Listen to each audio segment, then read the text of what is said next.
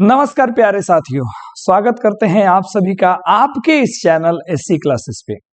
प्यारे दोस्तों, आज की इस वीडियो में हम लोग पढ़ने जा रहे हैं कक्षा 12 बिहार बोर्ड के प्रतिपूर्ति का एक चैप्टर जिसका नाम है पेशगी। दोस्तों, ये वो चैप्टर्स हैं जिस पे जल्दी बच्चे फोकस नहीं करते हैं और बहुत सारे टीचर्स भी इस पे ध्यान नहीं देते हैं। उनको लगता है कि जैसे इन चैप्टर से सवाल पूछे नहीं जाते हैं, लेकिन यदि आप प्रीवियस ईयर क्वेश्चन यानी कि आप क्वेश्चन बैंक उठा के देखेंगे तो आपको आइडिया अच्छे से लग जाएगा दोस्तों कि क्वेश्चंस यहां से भी आते हैं। तो इंपॉर्टेंट है ये तीनों चैप्टर्स पढ़ लेना, अच्छे खासे मार्क्स यहां से आ जाएंगे तुम्हारा।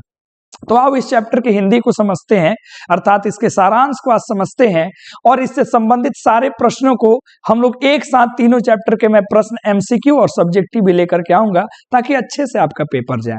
और उम्मीद है प्यारे साथियों कि आप पूरी जान से दिन रात एक करके अपने आगामी इम्तिहान की पूरी जोर शोर से तैयारी कर रहे हो। याद रखिएगा कि आपके साल भर की मेहनत 3.25 घंटे में डिसाइड हो जाएगी कि आपने साल भर किया क्या है।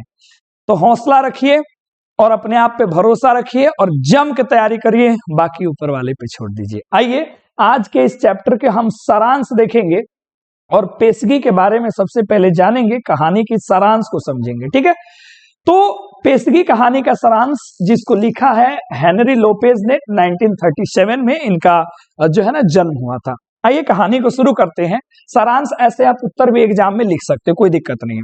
हेनरी लोपेज द्वारा लिखित कहानी पेशगी में तथाकथित सभ्य समाज द्वारा शोषण एवं उत्पीड़न का अत्यंत स्वाभाविक एवं संवेदनशील क्या है, चित्रण है। यानी कि इस पूरे कहानी का आपको निष्कर्ष बता दे कि इसमें सभ्य समाज द्वारा शोषण और उत्पीड़न का अत्यंत स्वाभाविक और संवेदनशील क्या किया गया है जी, चित्रण किया गया कि किस प्रकार से शोषण और उत्पीड़न का कैसे जो है ना सभ्य समाज के द्वारा उसको नहीं किया जा सकता है, यानी कि उस पे जो है ना कहने का मतलब है रोक लगाने से संबंधित कहानी में आगे समझ में आएगा। संपन्नता विपन्नता, संपन्नता का मतलब होता है भरपूर, कोई चीज की कमी ना हो, विपन्नता मतलब होती है कमी के बीच की विस्तृत खाई की सफल प्रस्तुति है। प्रस्तुत कहानी पेशगी कितना अंतर है मालकिन और उसकी धाया अर्थात नौकरानी के पारिवारिक जीवन में। इसमें दो कैरेक्टर देखेंगे, एक मालकिन है और उसकी धाया अर्थात नौकरानी है। और जाहिर सी बात है जो मालकिन है वो संपन्नता का चित्रण जो है ना प्रस्तुत कर रही है, ये जो कैरेक्टर मालकिन का है। और जो धाया है यानी कि नौकरानी है वो विपन्नता को बता रही है। किसको बता रही है, विपन्नता को। वस्तुतः यह समाज में व्याप्त असमानता की ओर क्या करता है, संकेत करता है। यानी कि स्पष्ट है कि समाज में क्या है जी, असमानता है और उसी की ओर संकेत करती है क्या, आपकी कहानी पेशगी। आगे सुनेंगे। तो ये हो गया सारांश कैसे लिखना है। आगे देखेंगे कहानी पेशगी अफ्रीकी देश कांगो के सामाजिक जीवन की विसंगति पर प्रकाश डालती है। पहली बात याद रखो, ये अफ्रीकी देश, ठीक है ना जी, कांगो अफ्रीका एक महादेश है, वहां पे एक देश है कांगो, वहीं के सामाजिक जीवन की विसंगति पर प्रकाश डालती है। संभ्रांत और फ्रांसीसी परिवार से इनका संबंध है। उस परिवार में कारमेन नामक एक, कारमेन कैरेक्टर है, नामक एक अफ्रीकी मूल की नौकरानी काम करती है। उस बंगले का चौकीदार फर्डिनांड नामक एक वृद्ध व्यक्ति है।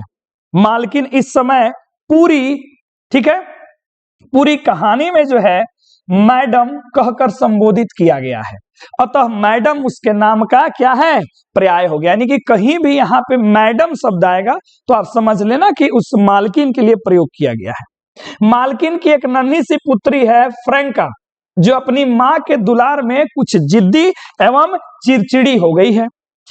कारमेन यानी कि नौकरानी उसको बहुत प्यार करती है, उसके बेटी को, तथा उसे हमेशा खुश देखना चाहती है। दिन भर उसकी छोटी लड़की फ्रैंका की देखभाल में कारमेन का समय जी बीत जाता है। कह सकते हैं ना जिसे हम लोग बेबी सीटर कहते हैं आज के शब्दावली में, अंग्रेजी में जो बच्चे का देखभाल, उसको हम लोग नैनी भी कहते हैं, दाई भी कहते हैं, अम्मा, अलग अलग क्षेत्रों में अलग अलग नामों से संबोधित किया जाता है, उसे कहते हैं। कहानी को आगे बढ़ाते हैं दोस्तों। इसके अतिरिक्त उस बंगले के अन्य कार्य भी उसे करने पड़ते हैं। यानी कि वो जो नौकरानी है वो बच्चे का भी देखभाल करती है, और उसके अलावा नौकरानी है तो घर के भी सारे काम वो करती है।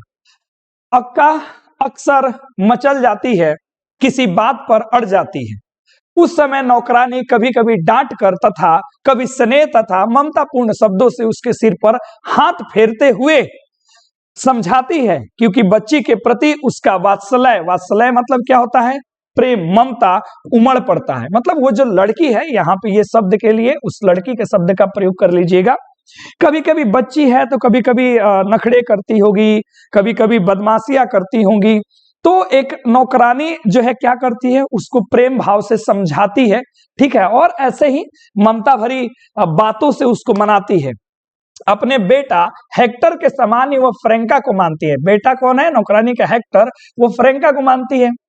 कारमेन को अपने गांव का नाम देख लीजिएगा, माकेलेकल, ठीक है ना, बंगले पर पहुंचाने में 1 घंटा से अधिक समय लग जाता है। लेकिन जब तक फ्रेंका सो नहीं जाती थी तब तक वो उसे लोरी सुनाकर घुमाती रहती थी। यानी कि ये नौकरानी का आप देख सकते हैं पूरा जीवन है। आगे है दोस्तों, चाहे रात अधिक बीत जाए, अपने घर लौटने के लिए मालकिन कभी कभी नाराज होकर के कुछ कटु शब्द बोल दिया करती थी।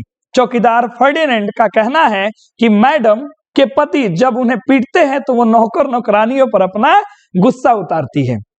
कारमेन कभी गैर हाजिर नहीं होती, उसे भय रहता है कि यदि वो अनुपस्थित हुई तो नौकरी से उसे निकाल दिया जाएगा। इस आशय की चेतावनी मैडम उसे ऑलरेडी दे चुकी है कि कभी भी तुम एब्सेंट करेगी, नहीं आएगी तो तुमको नौकरी से क्या कर दिया जाएगा, निकाल दिया जाएगा। इस प्रकार लेखक ने सामाजिक विषमता का बड़ा मार्मिक वर्णन इन कहानी में किया है। एक और सम्राट फ्रेंच परिवार है तो दूसरी ओर अफ्रीकी कबीलाई परिवार है जो दरिद्रता, शोषण और उत्पीड़नता का क्या है जी, साक्षी है।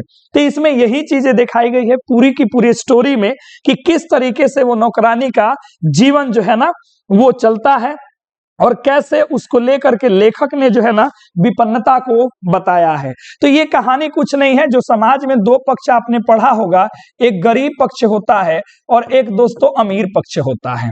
इसी को इसमें एक शब्द लिखा है मैंने, विपन्नता, और यहाँ पे एक शब्द है दोस्तों संपन्नता, ठीक है। तो यहाँ पे संपन्नता और विपन्नता की कहानी है, यानी कि समाज में जो अमीरी गरीबी के बीच का अंतर है उसी अंतर को इस संपूर्ण कहानी के माध्यम से दिखाया गया है। तो ऐसे ही ये कहानी चलता है और अंत हो जाता है।